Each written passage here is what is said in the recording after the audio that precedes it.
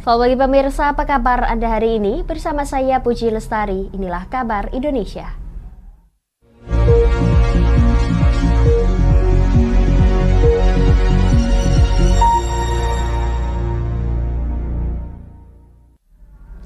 Pemirsa, kantor Bulog cabang Ternate Maluku Utara menggelar pasar murah kebutuhan pokok di Taman Nukila, Kota Ternate untuk membantu kebutuhan masyarakat menyusul naiknya harga sejumlah kebutuhan pokok di daerah ini.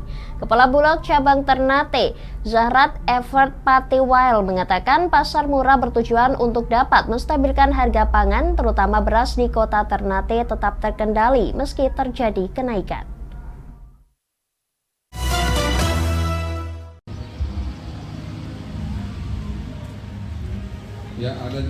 Demi menjaga harga pangan, kantor Bulog cabang Ternate Provinsi Maluku Utara terus menggelar pasar murah guna membantu memenuhi kebutuhan masyarakat menyusul terjadinya penyesuaian harga kebutuhan pokok. Pasar murah yang digelar di Taman Nukila Kota Ternate menyediakan beras, bawang merah, bawang putih, dan cabai keriting. Harga beras premium di Kota Ternate telah mencapai Rp75.000. Namun dalam pasar murah ini, beras premium dijual seharga Rp59.000. Kepala Bulog cabang Ternate Zahrat Evert Patiwail pada Rabu 4 Oktober mengatakan, kegiatan pasar murah juga akan dilaksanakan di pulau terluar sehingga masyarakat yang jauh dari wilayah perkotaan bisa mendapat kebutuhan pokok dengan harga terjangkau. Kami aktif melaksanakan kegiatan pasar murah ini itu agar masyarakat tidak khawatir kesusahan beras. Di satu sisi juga masyarakat bisa mendapatkan beras dengan kualitas yang baik dengan harga yang terjangkau. Stok beras di gudang Bulog cabang Ternate tersedia sekitar 2.000 ton dan dipastikan dapat memenuhi kebutuhan masyarakat di 10 kabupaten dan kota di Maluku Utara hingga 3 bulan ke depan.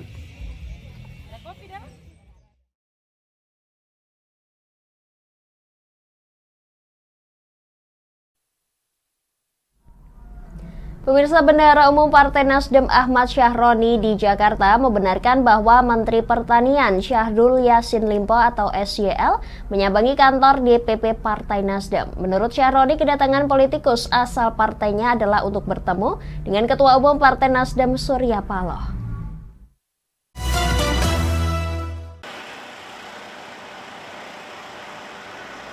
Bendahara Umum Partai Nasdem Ahmad Syahroni membenarkan bahwa Menteri Pertanian Syahrul Yassin Limpo (SYL) menyambangi kantor Dewan Pengurus Pusat DPP Partai Nasdem. Hal tersebut disampaikannya saat ditemui di kantor DPP Partai Nasdem di Jakarta Pusat, Rabu 4 Oktober sekitar pukul 11.30 malam. Meski enggan banyak berkomentar saat ditanyai wartawan, Syahroni menyatakan bahwa kedatangan Syahrul Yassin Limpo ke DPP Nasdem adalah untuk bertemu dengan Ketua Umum Partai Nasdem Surya Paloh. Atau ada arahan-arahan lain? Nanti secara langsung Pak SYL yang jelasin langsung kan, supaya langsung dari Pak SYL menyampaikan. Jadi biar Pak Surya sebagai Ketua Umum menerima langsung informasi dari Pak SYL.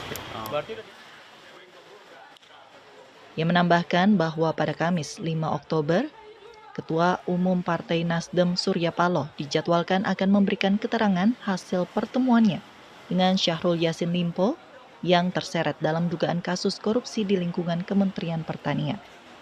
Sebelumnya, Syahrul Yassin Limpo mendatangi kantor DPP Nasdem setelah tiba di Jakarta usai melakukan kunjungan kerjanya ke Eropa.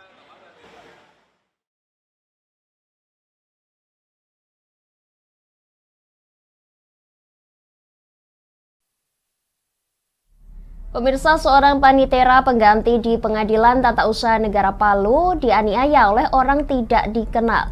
Belum diketahui apa motif dari penganiayaan tersebut, namun informasi dari laporan pihak kepolisian pelaku berjumlah 2 orang.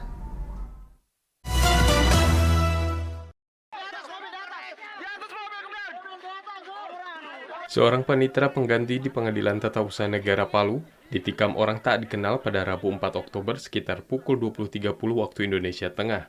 Berdasarkan informasi kepolisian, 2 orang tak dikenal yang mengendarai sepeda motor masuk ke dalam rumah dan langsung menikam korban menggunakan pisau. Saat ini kasus penikaman tersebut telah ditangani oleh Kepolisian Resort Sigi. sementara seorang pelaku berhasil diamankan.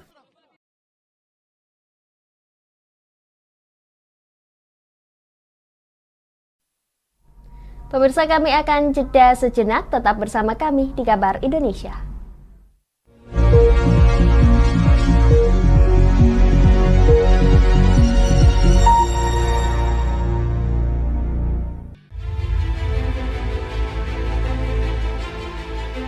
Memberikan pinjaman uang kepada saya dengan bunga 8% per bulan.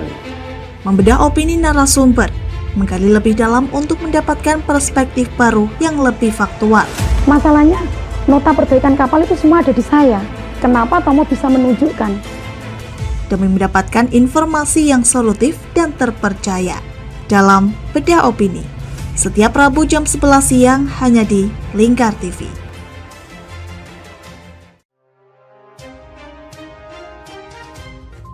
Inilah ketiga anggota komplotan pencuri spesialis pecah kaca mobil setelah melakukan penggelapan 20 sepeda motor dan 2 unit mobil dengan modus retard. Merangkum semua peristiwa sebagai berita yang penuh fakta. Bersama Puji Lestari, saksikan Jateng hari ini setiap Senin hingga Sabtu jam 4 sore hanya di Lingkar TV. Bersama saya Galus Karginanti dalam Sapa Jateng Lingkar TV.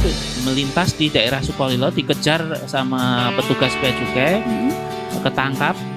Membahas dan menyuguhkan beragam potensi dari berbagai daerah di Jawa Tengah, ditemani narasumber-narasumber handal di bidangnya.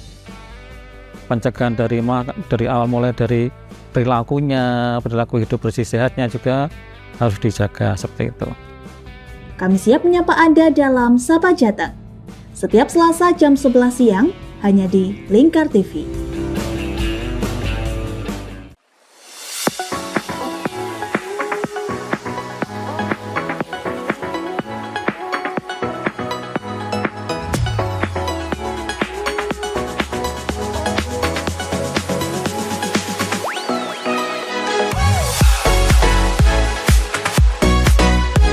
Kami ya, bangga kami mempersembahkan sebuah store busana muslim modern yang untuk masyarakat Jateng sini.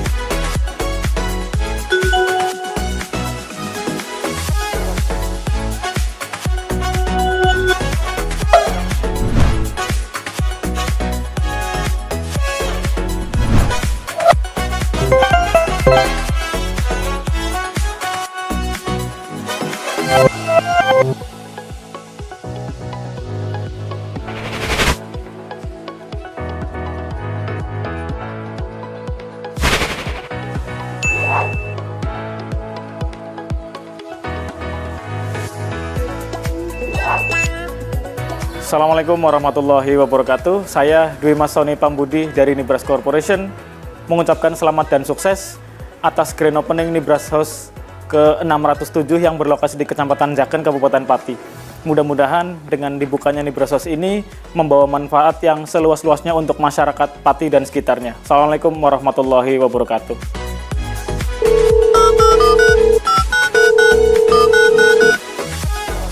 Selamat buat grand opening Nibras House buat di Jaken. Semoga usahanya bisa laris, bisa digemari banyak masyarakat di Jaken. Tentunya berkah buat semuanya.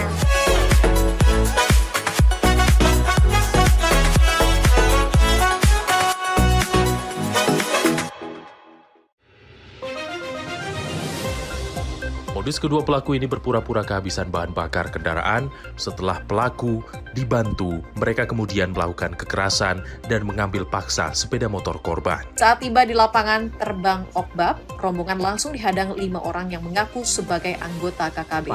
Yakni melakukan bujuk rayu kepada korban yang merupakan santriwati pada momen kegiatan belajar mengajar khusus.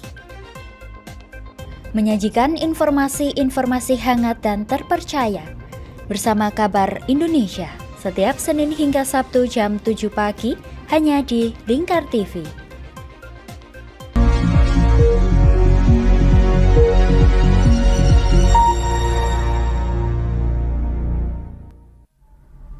Anda masih menyaksikan kabar Indonesia pemirsa. Wakil Presiden Ma'ruf Amin menyerahkan ratusan alat dan mesin pertanian atau Al-Sintan kepada sejumlah perwakilan kelompok tani dan warga di Kecamatan Dampelas, Kabupaten Donggala, Sulawesi Tengah.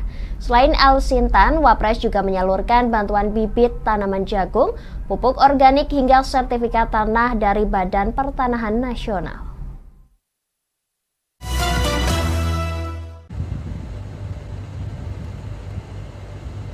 Wakil Presiden Ma'ruf Amin Rabu 4 Oktober menyerahkan bantuan kepada sejumlah kelompok tani dan masyarakat di Kecamatan Dampelas, Kabupaten Donggala, Sulawesi Tengah. Bantuan yang disalurkan berupa alat dan mesin pertanian berjumlah 122 unit yang dapat digunakan petani untuk mempermudah dalam mengelola lahan pertanian. Selain itu disalurkan juga 30 ton bibit jagung dan 2,6 ton pupuk organik, serta 100 sertifikat tanah dari Badan Pertanahan Nasional yang diserahkan secara simbolis kepada 5 orang perwakilan masyarakat. Menurut Wapres, sektor pertanian Provinsi Sulteng dapat kembali bangkit pasca bencana gempa bumi dan tsunami pada tahun 2018 lalu. Wapres pun meminta pemerintah Provinsi Sulteng untuk dapat mengatasi persoalan produktivitas padi yang menurun.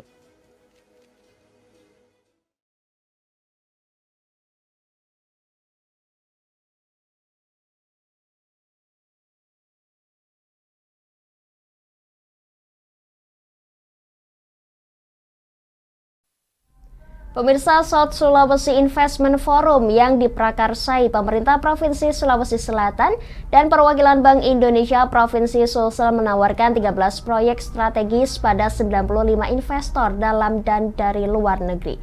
Proyek unggulan tersebut diantaranya pengembangan kawasan industri Bantaeng, budidaya rumput laut di Kabupaten Bone, dan industri pengolahan serta pengalingan ikan di Sinjai dengan total investasi yang ditawarkan mencapai 95,52 triliun rupiah. Engkau berikan kepada kami sehingga di pagi ini kami dapat berkumpul. Sebagai bagian dari upaya mempertemukan pihak investor dan produsen untuk menumbuhkan iklim investasi, pemerintah Provinsi Sulawesi Selatan bekerja sama dengan perwakilan Bank Indonesia Provinsi Sulawesi Selatan menggelar South Sulawesi Investment Forum 2023 yang dihadiri 95 investor dalam dan luar negeri.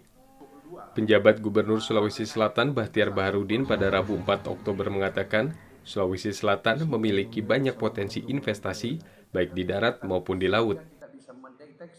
Potensi Sulawesi Selatan itu banyak sekali. Potensi di laut ada. Kita kan potensi perikanan kita besar sekali. Baik perikanan daratnya, masuk di pesisir maupun perikanan di lautnya. Sementara itu, Wali Kota Makassar Ramdan Pomanto mengatakan pihaknya sudah menandatangani nota kesepahaman dengan investor Jepang untuk pengadaan pengemasan ikan laut yang dikelola masyarakat pesisir untuk selanjutnya diekspor ke negara tujuan. Pasangan di MOU bersama namanya UCG, itu mereka membuat sebuah namanya Smart Island. Salah satunya adalah izin bagus pengepakan ikan dengan berbasis es yang diproduksi dari air asin dengan teknologi terbaru yang mempertinggi kualitas ekspor Sulawesi Selatan. Pada kegiatan South Sulawesi Investment Forum ini, terdapat 13 proyek strategis yang ditawarkan pada investor. Proyek unggulan tersebut diantaranya pengembangan kawasan industri Bantaeng, budidaya rumput laut di Kabupaten Bone, dan industri pengolahan serta pengalengan ikan di Sinjai dengan total investasi yang ditawarkan mencapai 95,52 triliun rupiah.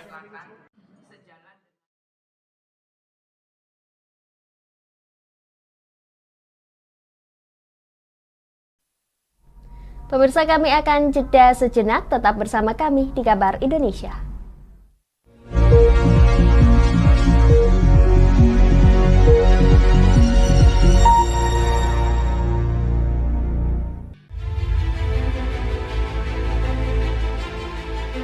Memberikan pinjaman uang kepada saya dengan bunga 8% per bulan.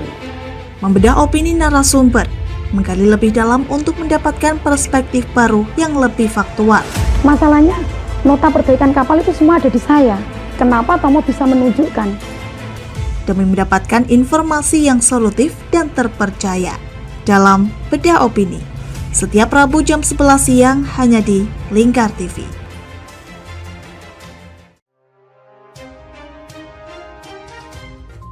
Inilah ketiga anggota komplotan pencuri spesialis pecah kaca mobil setelah melakukan penggelapan 20 sepeda motor dan 2 unit mobil dengan modus retal.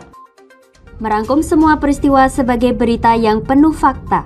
Bersama Puji Lestari, saksikan Jateng hari ini setiap Senin hingga Sabtu jam 4 sore hanya di Lingkar TV. Bersama saya Galus Karginanti dalam Sapa Jateng Lingkar TV. Melintas di daerah Sukolilo dikejar sama petugas bea cukai, ketangkap. Membahas dan menyuguhkan beragam potensi dari berbagai daerah di Jawa Tengah, ditemani narasumber-narasumber handal di bidangnya.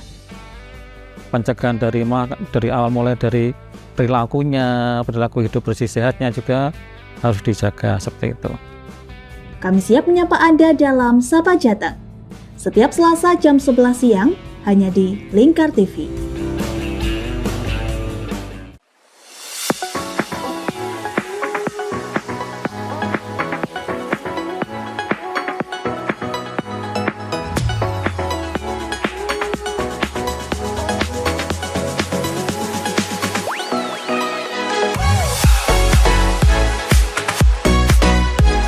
Kami ya dengan bangga kami mempersembahkan sebuah store busana muslim modern ya untuk masyarakat Jateng sini.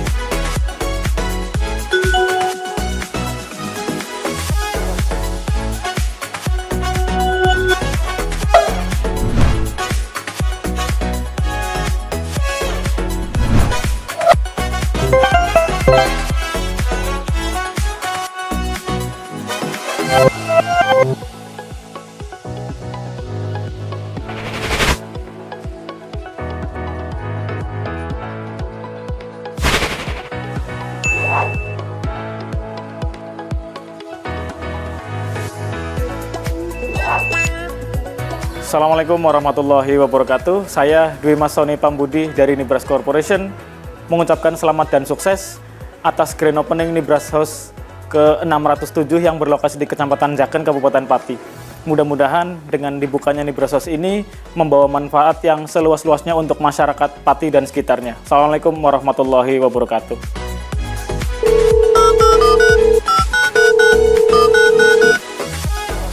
Selamat buat grand opening Nibras House buat di Jaken.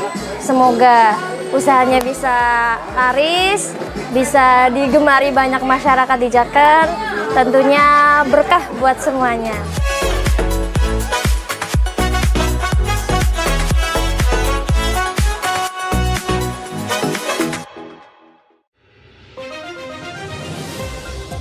Modus kedua pelaku ini berpura-pura kehabisan bahan bakar kendaraan.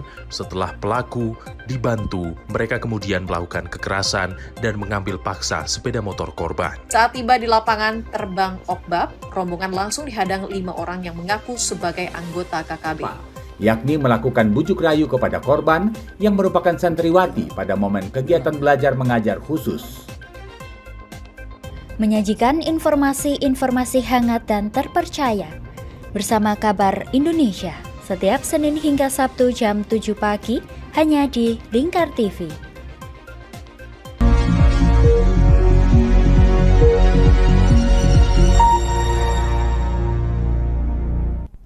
Pemirsa, pemerintah Provinsi Sulawesi Selatan bersama PT Ruski Aero Indonesia Raindo Service meluncurkan layanan penerbangan kargo langsung atau Direct Flight Makassar Hong Kong di Bandara Lama Sultan Hasanuddin Kabupaten Maros. Layanan penerbangan langsung tersebut dihadirkan untuk meningkatkan efisiensi biaya dan waktu tempuh ekspor produk ke negara tujuan.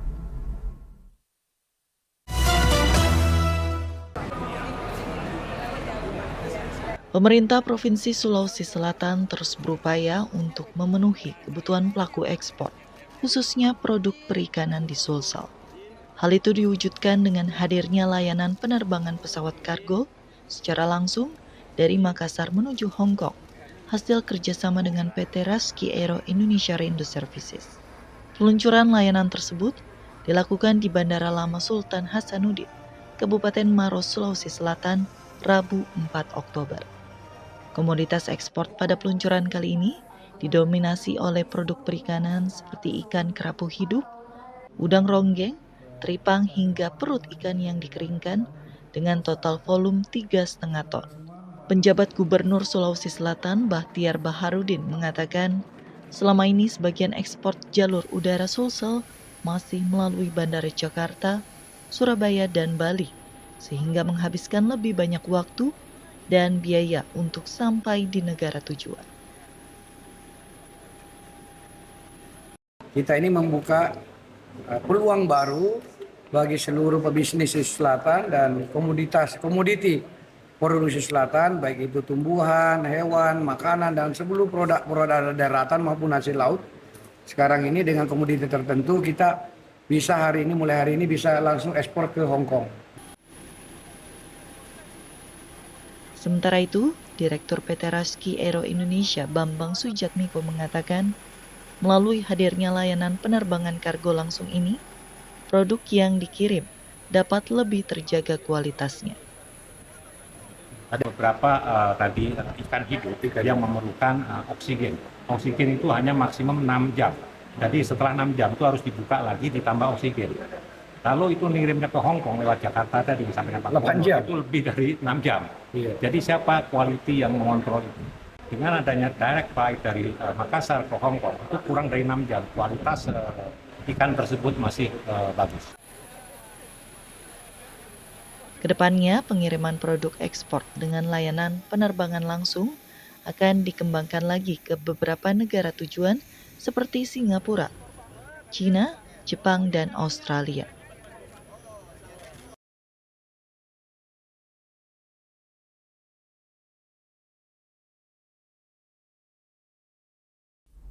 Pemirsa, meski terkendala miskomunikasi, tim nasional panjat tebing Indonesia yang mengikuti nomor speed relay tetap meraih medali perak di Asian Games Hangzhou 2022. Full start dari tim putra saat berhadapan dengan Cina di final membuat mereka otomatis hanya mendapatkan medali perak. Tim putri pun meraih medali yang sama setelah kalah dari Cina di Shaoxing Kehyang Sport Climbing Center, China.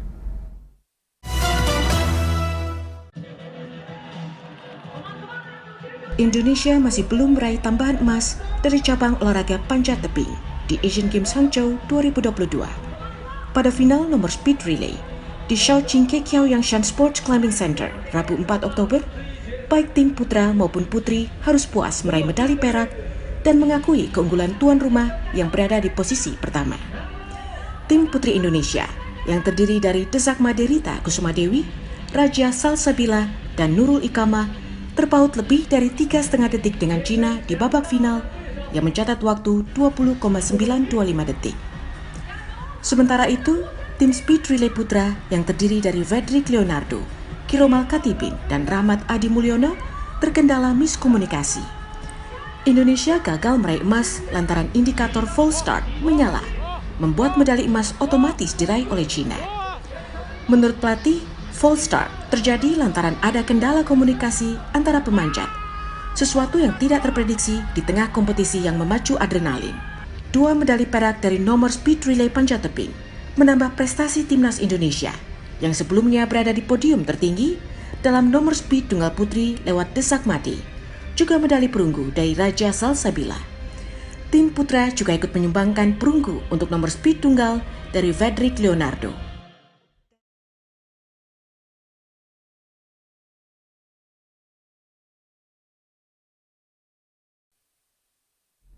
Demikian kabar Indonesia, pemirsa. Nantikan kabar Indonesia selanjutnya hanya di Lingkar TV. Saya Puji Lestari pamit dari hadapan Anda. Selamat melanjutkan aktivitas Anda. Selamat pagi dan sampai jumpa.